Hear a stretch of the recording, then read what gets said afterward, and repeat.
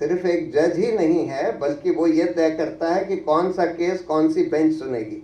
अभी आपने सुना ये चंद्रचूड़ साहब ने इंटरव्यू में बोला कि भाई अब ये उमर खालिद, बीबीसी के इंटरव्यू में, उमर खालिद का केस हम क्या करें, वो तो उन लोगों ने ही विड्रॉ कर लिया।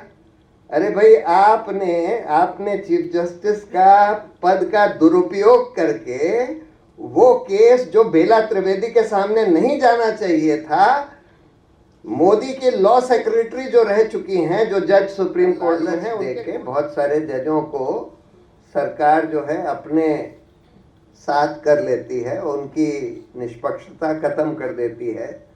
जैसे गोगोई साहब को अयोध्या का जजमेंट, रफाल का जजमेंट देने के बाद राज्यसभा का मेंबर बना दिया गया। 5 साल हो गए, अभी तक जो एक मेन एफआईआर था, जिसको एफआईआर 59 कहते हैं, जो एक 2000 पेज का एफआईआर है या चार्जशीट है, 2000 पेज की चार्जशीट है, उस पर अभी ट्रायल नहीं शुरू हुई। उसी केस में उमर खालिद और बहुत सारे हमारे अच्छे एक्टिविस्ट, जिनके बारे में सारा एविडेंस है कि उन्होंने क्या बोला, कब बोला, क्योंकि सब कुछ वीडियो रिकॉर्डेड था, तो उन लोगों को यूएपीए के तहत 4-5 साल से जेल में डाला हुआ है और अभी तक ट्रायल नहीं शुरू हुई।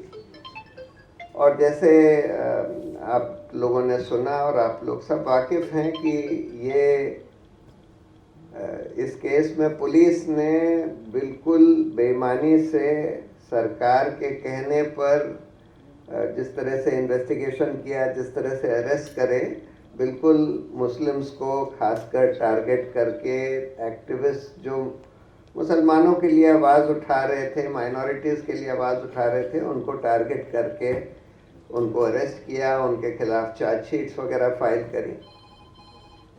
अब होता यह है कि एक केस में तो अभी वो फिल्म में आपको बताया कि जज ने बोला पुलिस कमिश्नर से कि भाई इसमें इन्वेस्टिगेशन ठीक नहीं हुआ, बेईमानी से हुआ लगता है, और इसमें आप पुलिस ऑफिसर्स के खिलाफ एक्शन लीजिए। लेकिन एक्शन लिया गया नहीं लिया गया है पता नहीं। लेकिन ज़्यादातर केस में, जैसे बीबीसी फिल्म में दिखाया कि 80% केसेस एक्विटल में हो गए, मतलब 100 में से करीब 80 में एक्विटल हो गया। अब जब एक्विटल होता है तो जज का ये दायित्व है ये देखना कि भाई एक्विटल क्यों हुआ है। विटनेसेस हॉस्टाइल हो गए, उनके पहले जो 161 के बयान जो पुलिस ने रिकॉर्ड करे वो बेईमानी से करे थे, झूठे बयान रिकॉर्ड करे गए थे या नहीं, या एकदम फ्रेम किया गया, मतलब झूठे तथ्य लाकर, झूठे बयान रिकॉर्ड कराकर फ्रेम किया गया लोगों को, और बेकार के लिए, जैसे मदन लोकुर साहब ने बोला इस फिल्म में कि ज़बरदस्ती अरेस्ट कर लिया जाता है, जबकि आपका इन्वेस्टिगेशन शुरू भी नहीं हुआ, आप अरेस्ट कर लेते हैं एफआईआर रजिस्टर करते ही। तो इन सब केसेस में जजों का दायित्व है कि वो पुलिस ऑफिसर्स को जवाबदेह ठहराएं और उनके खिलाफ कार्रवाई करवाएं। जब तक ये नहीं होएगा तब तक ये सब सिस्टम चलता रहेगा। देखिए, कई साल पहले प्रकाश सिंह के केस में सुप्रीम कोर्ट ने पुलिस रिफॉर्म्स के कई इम्पोर्टेंट आदेश दिए थे, जिसमें एक ये भी था कि पुलिस कमिश्नर या जो डीजीपी है उसका अपॉइंटमेंट एक रिलेटिवली इंडिपेंडेंट तरीके से किया जाए। यूपीएससी 3 लोगों के नाम शॉर्टलिस्ट करेगी, उसमें से सरकार सेलेक्ट कर सकती है। लेकिन यहाँ तो हम देखते हैं दिल्ली पुलिस कमिश्नर का ये राकेश अस्थाना को बना दिया गया था, उनका गुजरात से दिल्ली कैडर ट्रांसफ़र किया गया, 4 दिन उनके रिटायरमेंट के थे, उसके बाद उनको 2 साल का एक्सटेंशन दिया गया, उसके बाद उनको पुलिस कमिश्नर बनाया गया। तीनों चीज़ें सारे रूल्स के खिलाफ करी गई और यूपीएससी के थ्रू तो उसको ले जाया ही नहीं गया। तो जो सुप्रीम कोर्ट ने आदेश दिए थे पुलिस रिफॉर्म्स के, सबको फ्लाउट किया जा रहा है। वो पुलिस रिफॉर्म्स इसलिए कराया गया था कि पुलिस जो है सरकार से कम कुछ इंडिपेंडेंस रखे, लेकिन वो नहीं उसको लागू किया जा रहा। अनफॉर्चुनेटली सुप्रीम कोर्ट के सामने कंटेम्प्ट पिटिशंस पेंडिंग है लेकिन उनकी सुनवाई नहीं हो पा रही।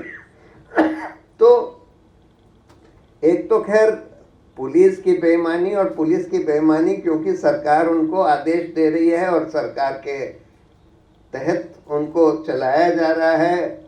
टॉप लोगों को सरकार जैसे इलेक्शन कमीशन में अपॉइंट कर रही है, उसी तरह से पुलिस चीफ्स को अपॉइंट कर रही है, जिसको चाहे जो उनका काम करेगा। तो इसको ब्रेक करने के लिए जुडिशरी का बहुत बड़ा रोल होना चाहिए, लेकिन हम देख रहे हैं कि न्यायपालिका भी विफल हो रही है या कुछ कर नहीं रही है, और उसके भी कई कारण हैं, लेकिन 2-3 महत्वपूर्ण कारण हैं।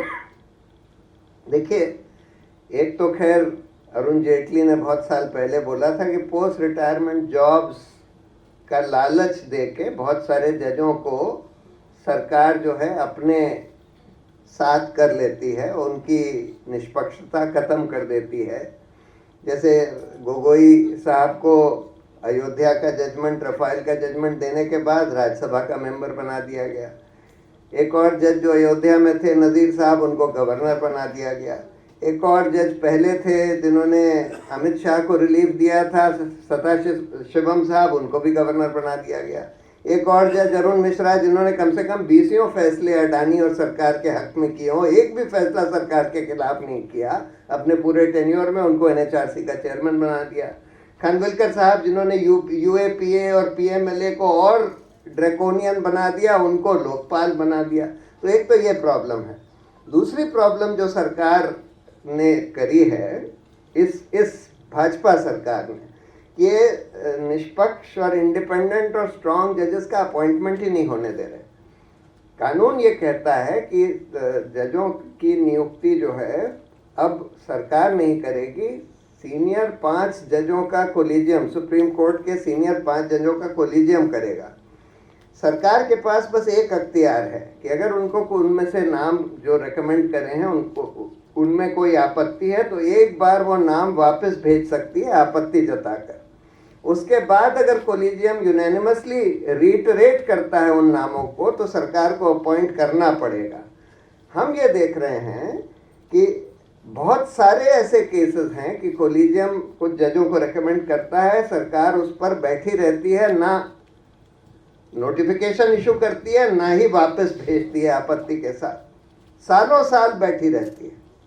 कभी कभी जब चीफ जस्टिस फॉलो अप करता है कि भाई आप ये बता क्यों नहीं रहे, इस पर नोटिफिकेशन क्यों नहीं इशू कर रहे, या आपत्ति जताइए या नोटिफिकेशन इशू करिए, तब सरकार कई बार आपत्ति जताकर वापस भेजती है। उसके बाद कई बार दर्जनों ऐसे केस हैं हमारे सामने जिसमें कोलिजियम ने यूनानिमसली रीटरेट भी कर दिया कि भाई नहीं, हम ये चाहते हैं कि इन्हीं की नियुक्ति हो, इसी जज की नियुक्ति हो, लेकिन उसके बाद भी नोटिफिकेशन नहीं इशू होता, सालों साल तक नहीं इशू होता।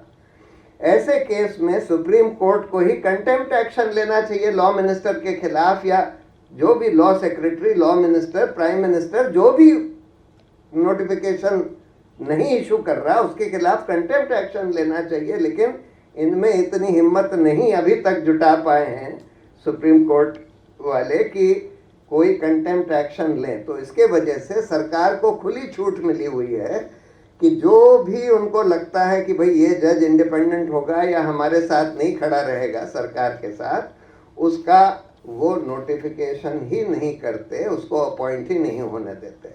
लेकिन तीसरा जो सबसे खतरनाक तरीका सरकार ने अख्तियार किया है वो ये है कि हर जज के ऊपर एक डोजियर बनाया जाता है। सारी एजेंसीज को कह दिया गया है, IB, CBI, ED, income tax, सबको कह दिया गया है कि भाई सारे जजों के ऊपर डोजियर बनाओ, और पुलिस सबको।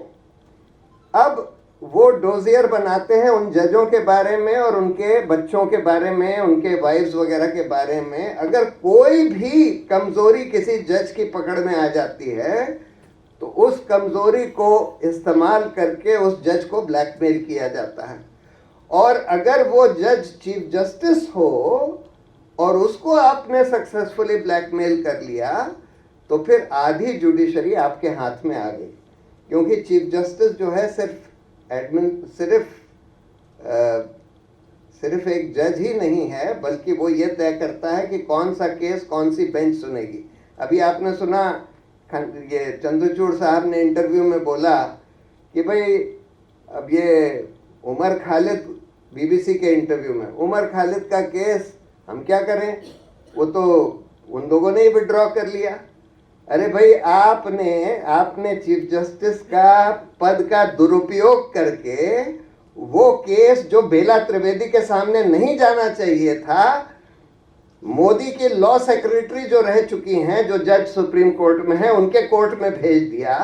आपको अच्छी तरह से पता था कि भाई ये जो जज है बेला त्रिवेदी, इसने कभी किसी केस में, एक केस में भी कोई रिलीफ सरकार के खिलाफ नहीं दिया, लेकिन फिर भी उनके पास नहीं जाना चाहिए था, आपने भेज दिया। तो अगर चीफ जस्टिस किसी भी तरह से सरकार के हाथ में आ जाए, तब फिर समझ लीजिए कि आधी जुडिशरी सरकार के हाथ में आ चुकी है।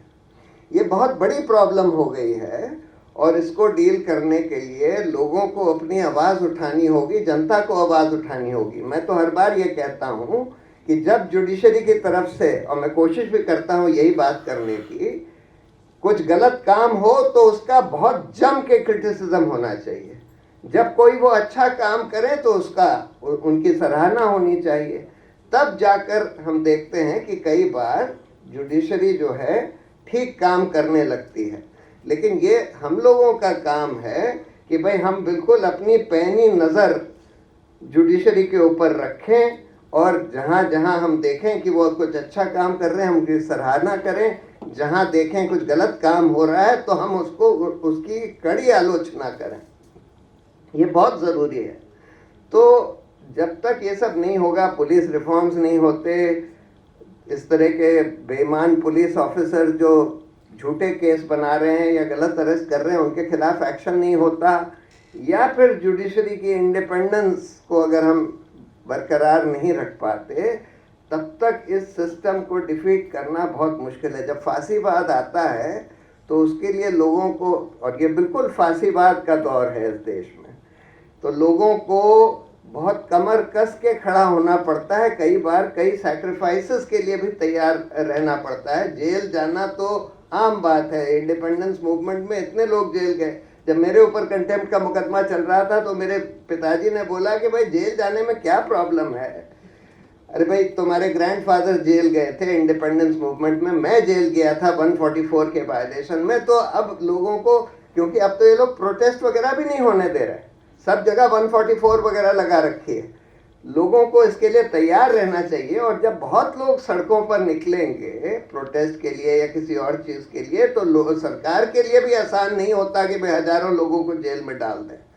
तो इसलिए लोगों को कमर कस के जेल के लिए तैयारी करके और तब आगे निकलना होगा। और ये कंटेम्प्ट ऑफ कोर्ट वगैरह की चिंता नहीं करनी चाहिए हम लोगों को, क्योंकि जब हम सही बात करते हैं तो किसी जज की हिम्मत नहीं है कि आपको कंटेम्प्ट में अंदर भेज दे। पर ये सोच के और सही बात कहनी चाहिए। जब क्रिटिसिज्म करना चाहिए तो सही इशू पर क्रिटिसिज्म करना चाहिए। Thank you very much.